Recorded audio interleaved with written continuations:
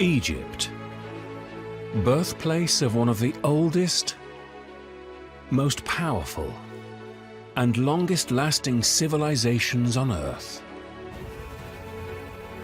This spectacular aerial journey, with privileged access to incredible sights, will show how the magnificent achievements of the ancients helped shape the Egypt of today.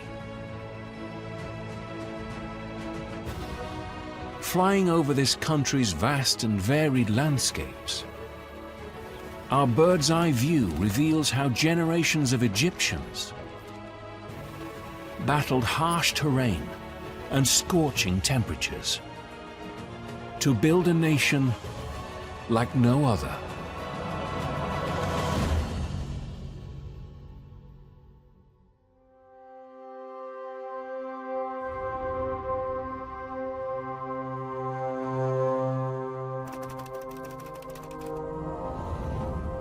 Egypt, covering nearly 400,000 square miles and home to almost 100 million people.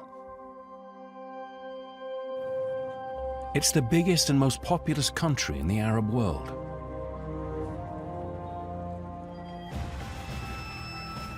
Life here has always been a challenge. 97% of the terrain is harsh, arid desert. So how did the ancient Egyptians build such a powerful civilization?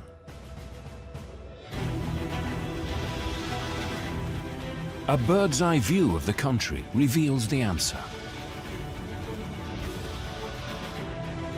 The mighty River Nile. At over 4,000 miles, it's the longest river in the world. Without it, the ancient Egyptians may never have founded an empire or built magnificent monuments.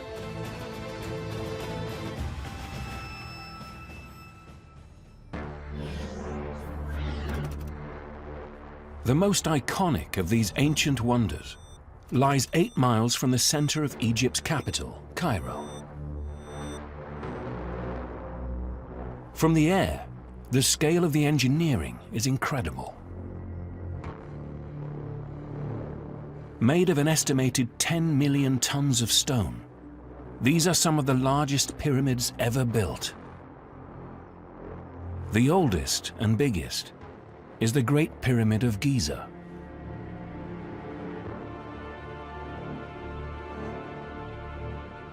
Completed over 4,500 years ago, it's formed from more than 2 million sandstone blocks.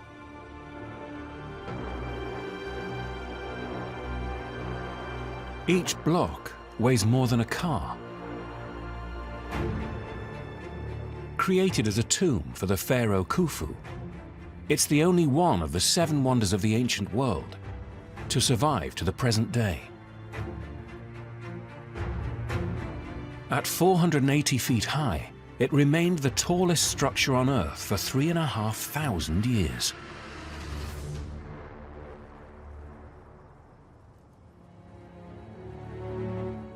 The pyramids of Giza fascinate American archaeologist Mark Lehner so much, he's dedicated 4 decades of his career to unlocking their secrets. Well, from that very first site of the Great Pyramid of Khufu, the Giza pyramids have basically been my life. I spent 46 years actually studying the pyramids. Who are the people who built them? What do we know about them? What do we know about how they did it? People from all over the world come to marvel at the pyramid's majesty. Yet it's the remains of more modest structures nearby that unlock how the ancients built these mighty tombs. In order to create pyramids on such a gigantic scale, they had to create a whole infrastructure. We have found the footprint of that infrastructure. An aerial view reveals a huge labor force was once brought here for construction. So what we have found in the so-called lost city of the pyramid, sometimes called the workers' village, it's about 13 hectares. We have found their bakeries and their workshops, their houses, their grain silos for feeding the people. But it's only part of a much vaster city that existed at the foot of the pyramid's plateau. Mark thinks 20,000 workers once lived here. They quarried the 5.7 million tons of sandstone needed to build the Great Pyramid alone.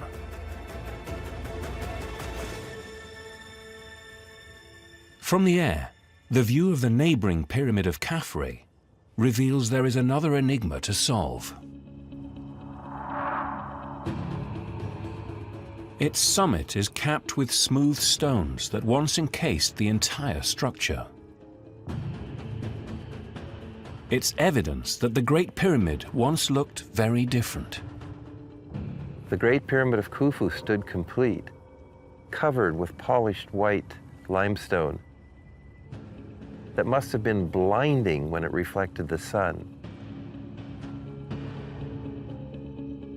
The nearest source for the brilliant limestone was in Chura, 8 miles away on the other side of the Nile.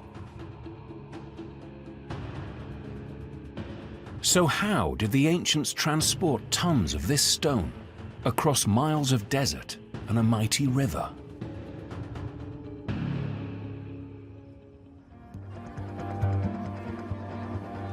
Mark believes the sloping ground in front of this temple unlocks the mystery. It's a basin, the remains of a huge harbor and canal complex filled by floodwater that the ancients used to ferry stone to the construction site.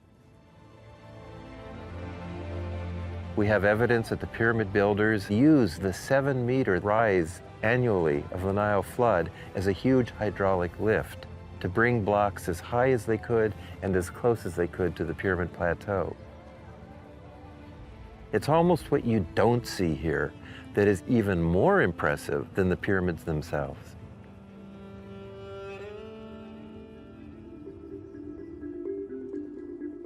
The Nile made ancient Egyptian civilization possible. It wasn't just essential for transport, but for food too. And many Egyptians still depend on it today to survive.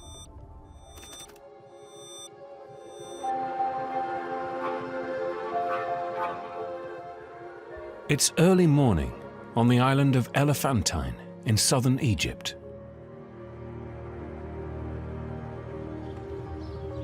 Father and son, Youssef and Karim Mohammed, are preparing to go fishing, as they do every day. My family has lived on the Nile for more than 100 years. My father was a fisherman, and my father's father was a fisherman. He taught him, and then my father taught me. Now I'm teaching my son Karim like my father taught me. Youssef and Karim are part of the Nubian community.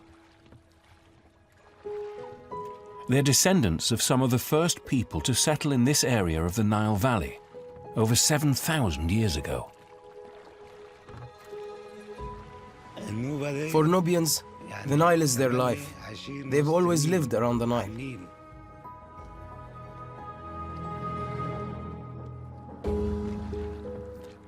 Flooding caused by the building of a dam further south at Aswan displaced many Nubians from their land.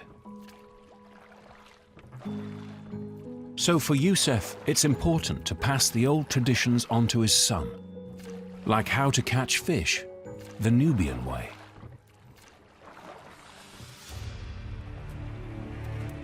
Youssef knows the big fish are in deep water on the other side of the river. To get there, father and son must cross a mile of choppy and congested waters in their tiny rowboat. All the while dodging ferries and fast, white-sailed felucca. A collision here would spell disaster.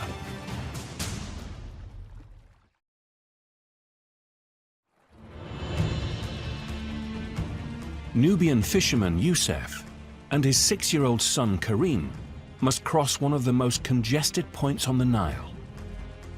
Their livelihood depends on catching the bigger fish in the deeper water. With perfect timing, Youssef drives the boat through the gaps in the traffic.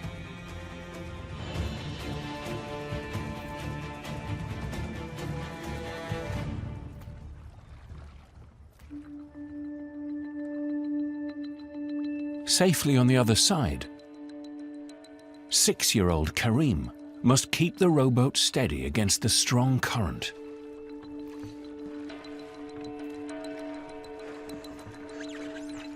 His father uses an ancient technique to maximize his catch.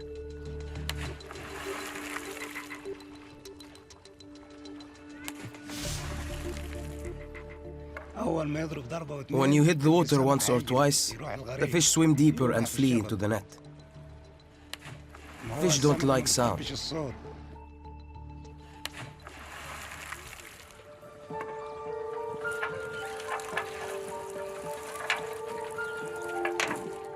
These fish are tilapia, a staple of the Egyptian diet since the time of the pharaohs.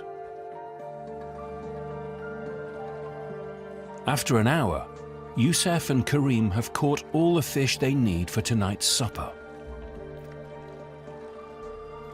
They row the mile back to their village on Elephantine Island.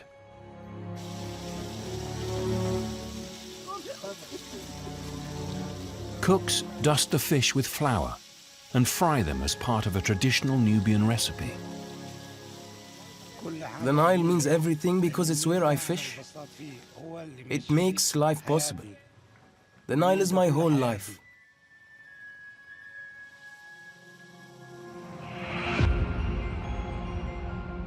For thousands of years, Egyptian civilizations have relied on the River Nile for survival. As well as providing food, the rich silt from its waters allowed farmers to grow crops in the desert.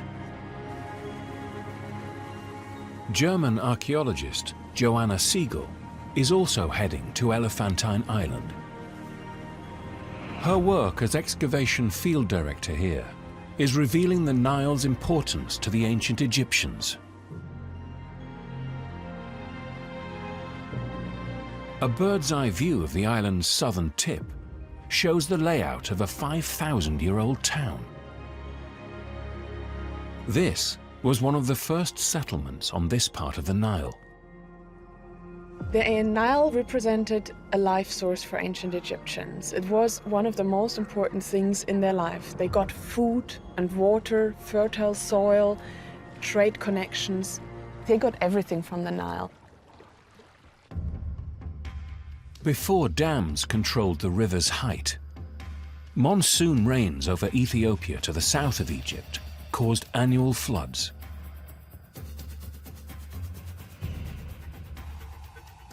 As the rising waters burst their banks, fertile silt was deposited across the floodplains. The further the waters spread, the more farmland could be cultivated.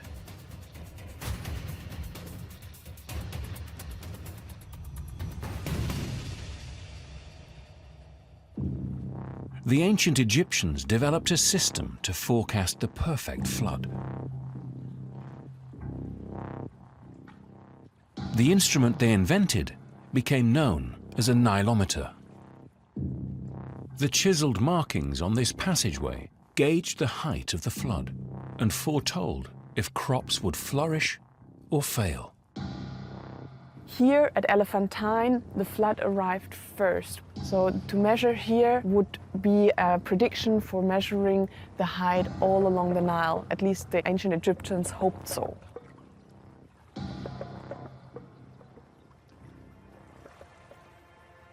When the Nilometer recorded the optimal water level, the fields would be covered with enough silt to produce a bountiful harvest. Thousands of years later, and the Nile remains the lifeblood of Egypt. The Nile provides still drinking water, it provides energy, it still provides fertile soil. and so supports agriculture. Without the Nile, there would be no living here. Today, 96% of the population lives on the 3% of cultivated land irrigated by the Nile.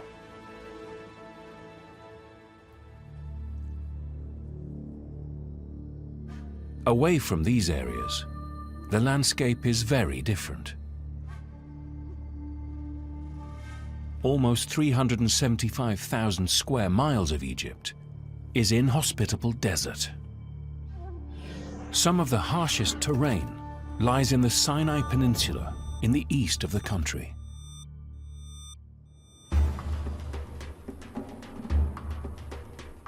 Rainfall in this part of Egypt can be as little as 1 inch a year.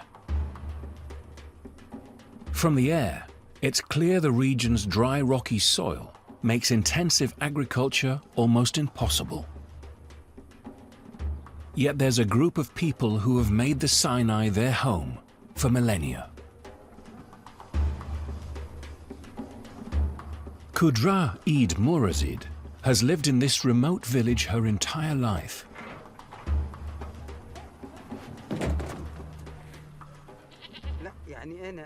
It's very difficult to find food.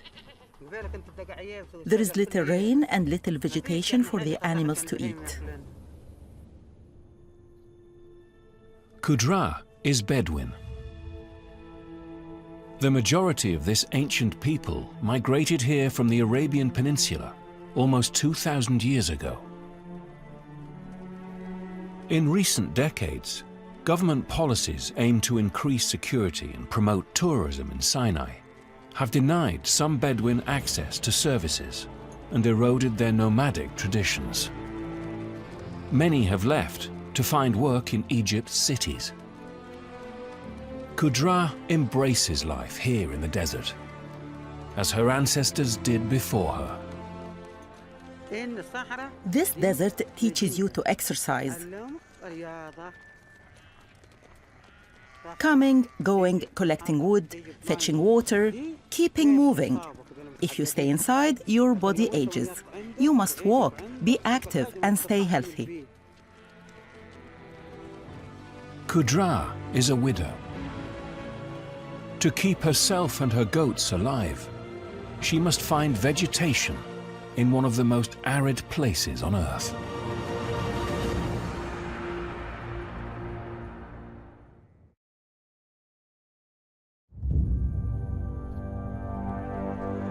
High up on Egypt's arid Sinai Peninsula, Bedouin shepherdess Qudra Eid Murazid is taking her goats deep into the desert on a quest for grass. Qudra relies on wisdom passed down through generations of Bedouin nomads to read the landscape. A bird's-eye view reveals gullies snaking across the mountainous terrain. Qudra knows scarce rainwater channeled just beneath the surface is enough to sustain plant life. There is a lot of grazing here. If they are happy, I'm happy. While the goats eat, Qudra exploits another of the desert's scant resources. This desert plant is called agram.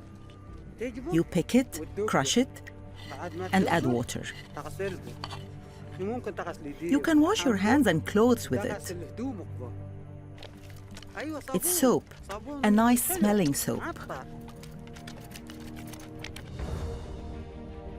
It's enough grazing for today. Tomorrow, Qudra will have to find other plants. I do this work every day. I've been here since the day I got married. I've never lived anywhere else. The desert is my life. The Bedouin have made the desert their home.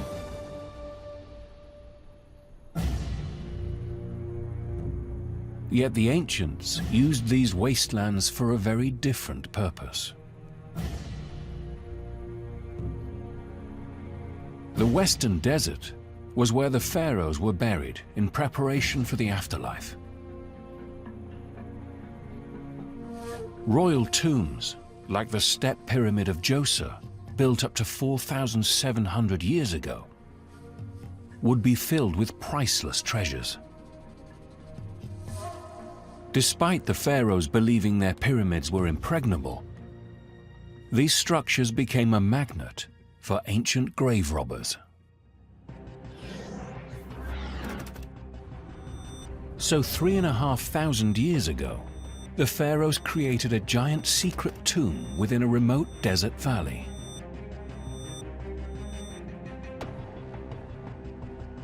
From the 16th century BCE, at least 63 royal tombs were built here over a period of 500 years. The Valley of the Kings is located beneath a symbolic pyramid-shaped mountain. The pharaohs hoped this inconspicuous site would be safe from grave robbers. Originally, the entrances to the tombs were sealed and hidden under sand and rocks.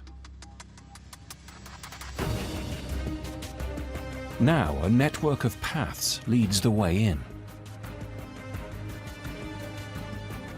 Conservator Laurie Wong is responsible for the preservation of the site's most famous attraction, the tomb of Tutankhamun.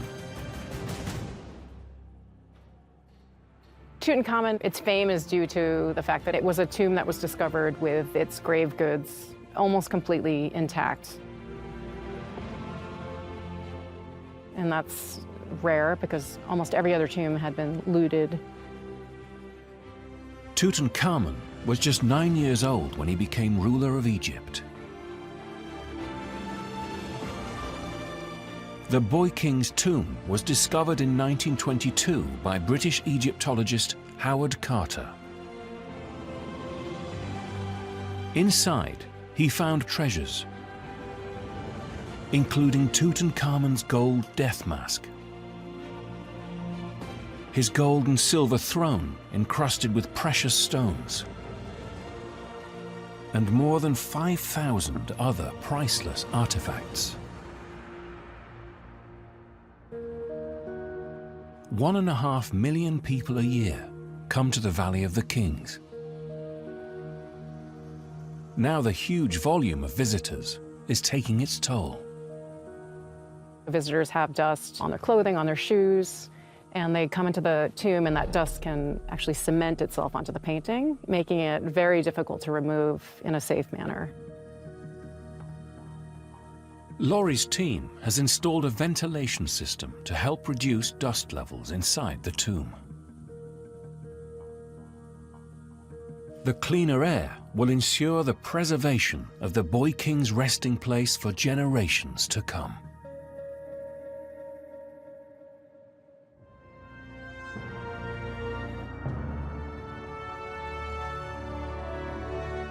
We want other people to be able to appreciate the tomb as much as we have. To have worked in a tomb like Tutankhamun has been just a wonderful experience.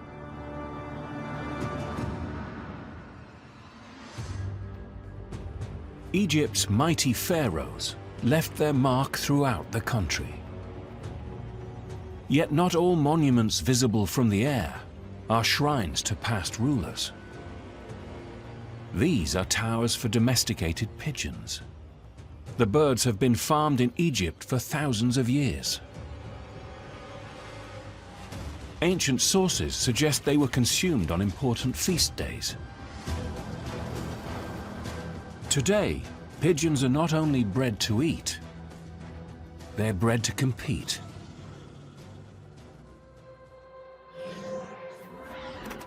In Cairo's neighborhood of Gamaliel, dozens of passionate pigeon breeders are in constant competition with one another.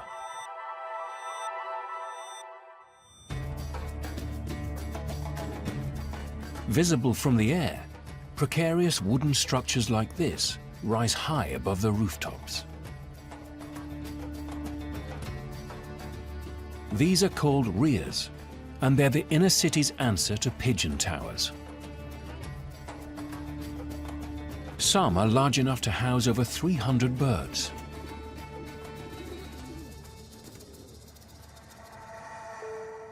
Hassan Mohammed Hussein calls himself the pigeon ruler of Gamaleya. I built my first ghaya 23 years ago.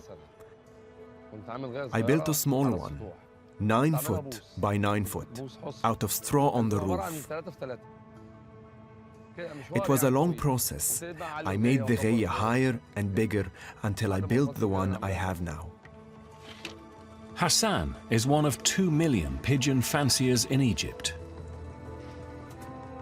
In competitions, breeders take their best birds to a central location and release them together.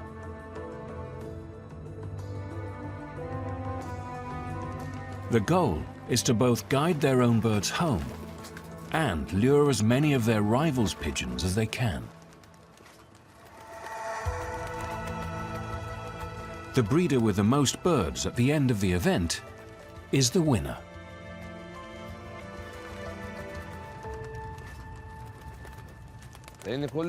Every competition is different, like a football match. Catching pigeons is the equivalent of scoring goals.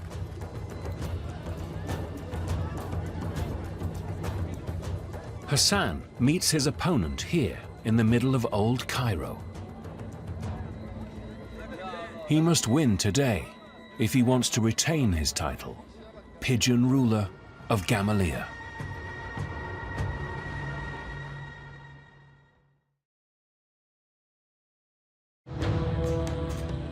In the historic heart of Cairo, Hassan Mohammed Hussein is taking on rival Kuto Adam in a pigeon race across the capital. Both competitors are ready to release their birds.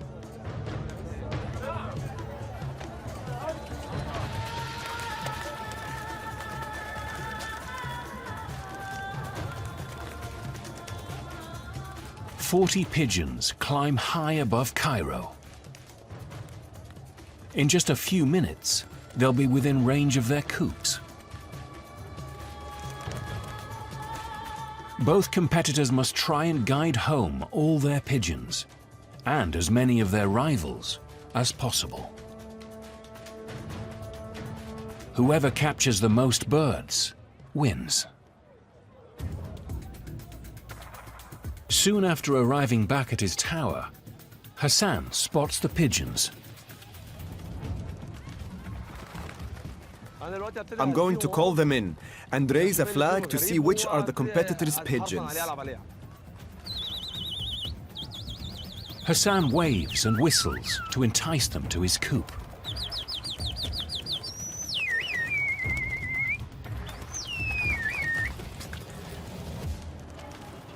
As the pigeons land, he reads their tags to check who they belong to.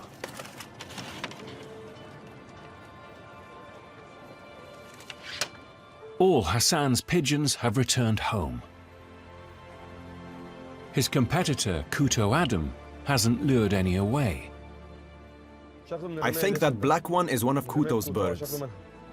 But Hassan has. With another victory to his name, Hassan retains his title until the next contest. I'm so happy. I'm so pleased that I won.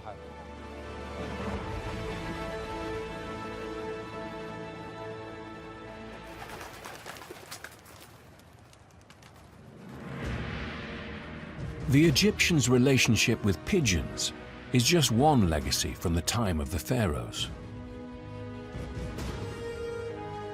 The ancient rulers' vast monuments stand testament to their immense power. These were no ordinary kings. They proclaimed themselves gods. And they expected their subjects to worship them, even after they died.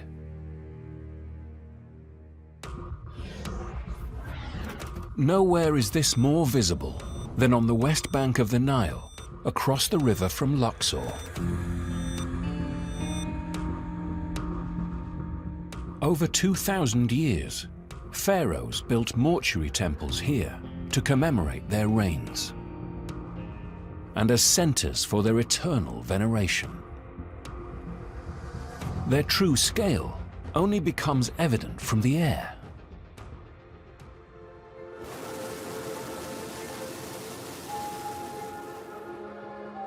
It's dawn, and setting a course for the mortuary temples is Baha Ahmed, an experienced hot air balloon pilot. Baha flies at first light when the air is cool and wind currents are most predictable. Knowing wind patterns here is critical because the temples are located directly beneath jagged mountains. The biggest challenge flying balloons here is the wind shear and turbulence close to the mountains. So we take that into consideration and try to keep far away so there is no danger to the balloon or the passengers.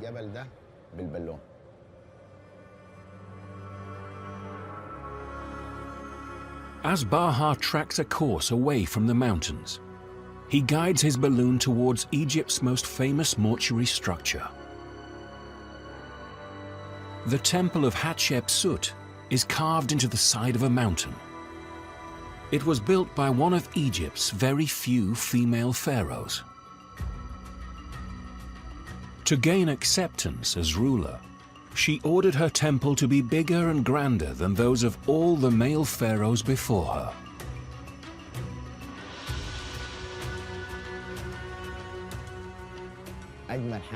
This temple is one of the most beautiful things to see from the balloon. Looking at the design of this temple, it is more than I can describe. From the balloon, it looks very beautiful. As the air warms up, Baha must now negotiate the potentially treacherous winds to visit a shrine to the greatest pharaoh ever to rule Egypt.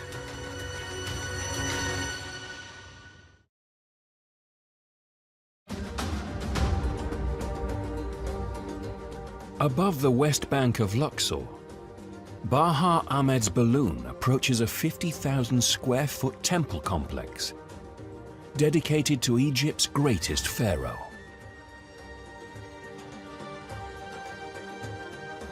This is the Ramesseum, the mortuary temple of Egypt's most prolific monument builder, Ramses II.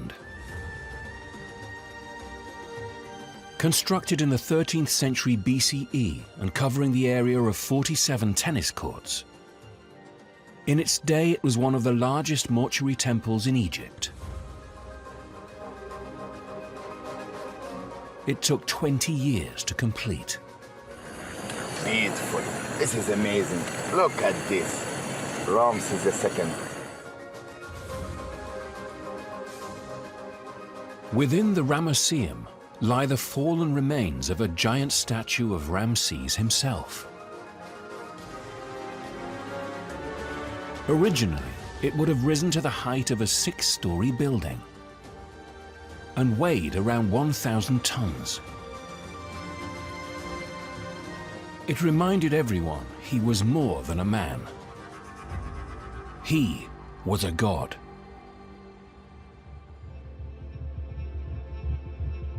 As the desert monuments give way to lush farmland below, it's time for Baha to find a field to touch down.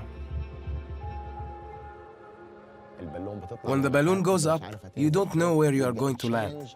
And it's a challenge to land somewhere safe for the passengers. Flying balloons, every day is a new day.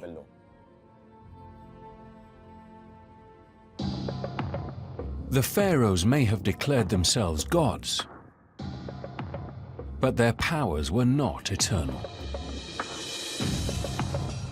After ruling Egypt for 3,000 years, they were conquered by the Romans. In time, belief in their many pagan gods gave way to one Christian god.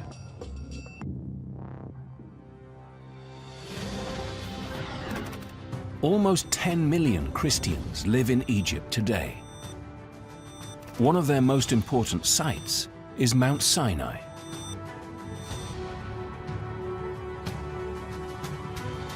According to the Bible, this mountain was where God appeared as a burning bush and where Moses received the 10 Commandments. In the 6th century CE, Roman Emperor Justinian I ordered a place of worship to be built marking this most sacred of sites. The result was St. Catherine's Monastery, the oldest continuously inhabited monastery in the world.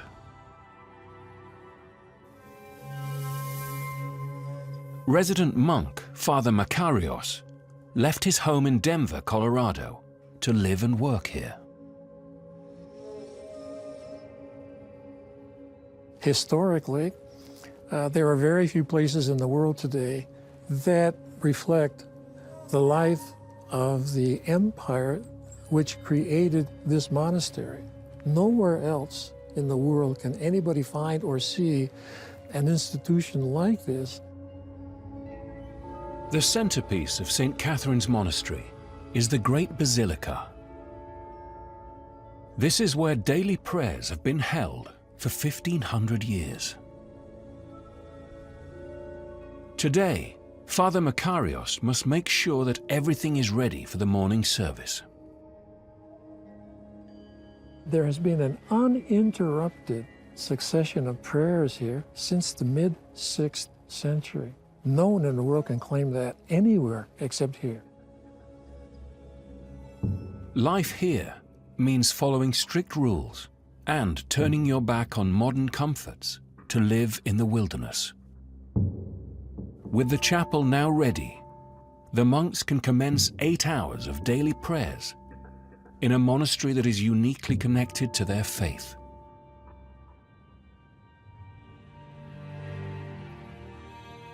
Moses came here, God himself came, to be able to be here and looking at one face of this mountain from here. Say to yourself, this is really important. I need to be here for this.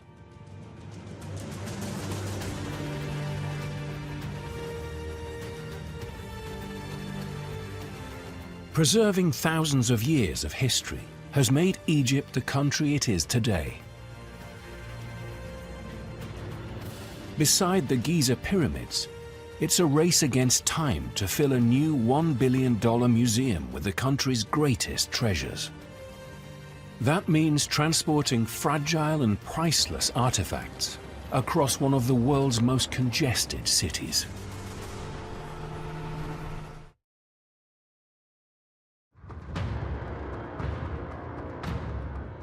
In Egypt's capital, Cairo, plans are underway to bring thousands of years of history under one roof. For more than a century, the world's largest collection of ancient Egyptian treasures has been housed in Cairo, here at the Egyptian Museum. It's the home of the world-famous relics from the tomb of Tutankhamun. Today, the neoclassical building is outdated and too small to display many of its items.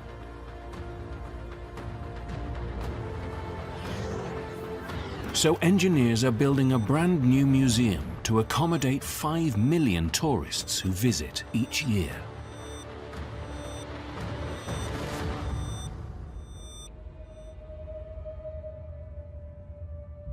Its scale is epic. When it's finished, the Grand Egyptian Museum will cover an area of over 5.2 million square feet.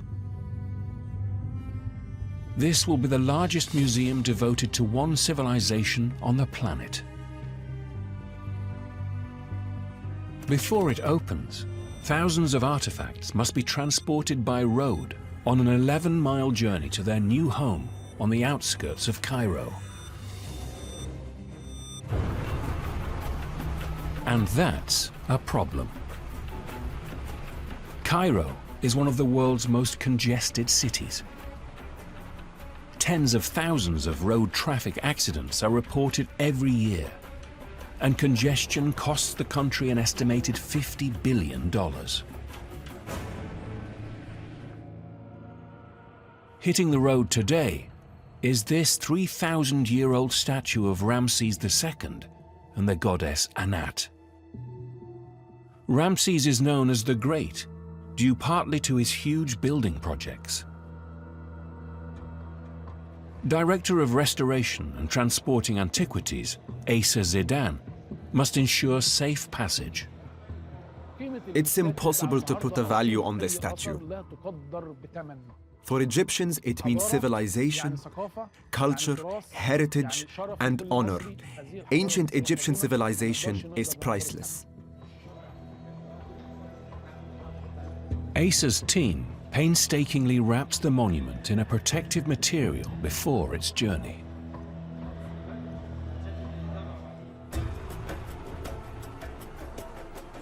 Ramses will be transported across Cairo to his new home by driver Zakaria Mohammed.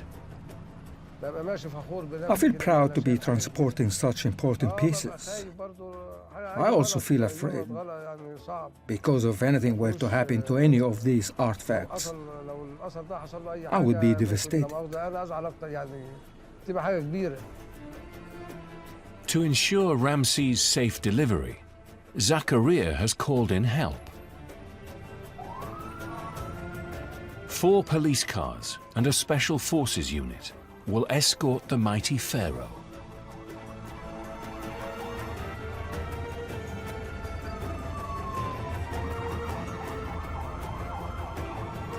To prevent the statue toppling off his truck, Zakaria must try and maintain a constant speed of 12 miles per hour towards the Grand Egyptian Museum.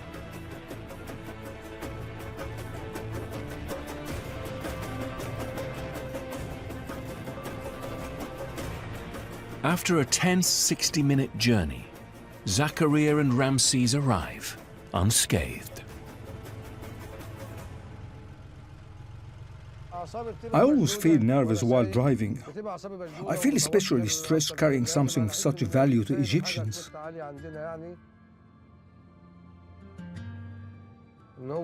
When I arrive at the Grand Egyptian Museum, I feel relieved that it has got here safely. The statue will soon be unpacked and installed on the new museum's grand staircase. I will feel extremely proud to see the Grand Egyptian Museum finally open, and visitors coming to see all the antiquities that we have transported so carefully. I hope we have done something that will be remembered.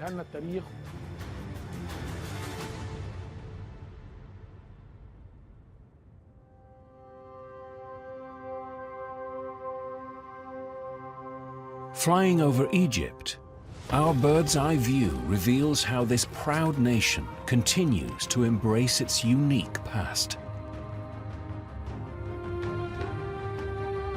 From the air, it's clear how the ancients stamped their mark across this harsh and inhospitable landscape,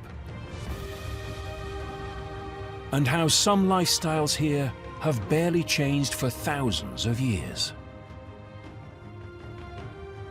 In this land of the pharaohs, the ancient and modern continue to live side by side.